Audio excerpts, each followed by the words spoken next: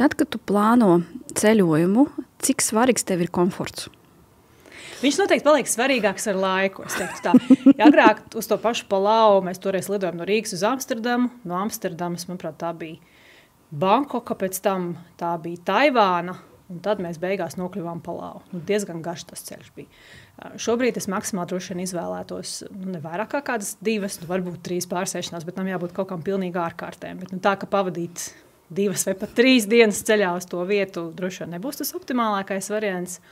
Bet vienmēr man ir bijis raksturīgi, ka es tomēr gribētu viesnīcu, kurā es varu nomazgāties savu numuriņu ietvaros, un man nav kaut kur koridorī jāiet, vai vispār nav tā duša. Viens no iemesliem ir arī tāds, ka mēs tomēr ceļām ar fototehniku. Visas šīs blogā fotogrāfijas nerodās pašas no sevis. Līdz ar to kaut kāda, dīvāna stūrītis kaut kur kaut kādā publiskā, bet tādā sabiedriskā vietā gluži nav tas, kā mēs varam tās mātes droši atstāt.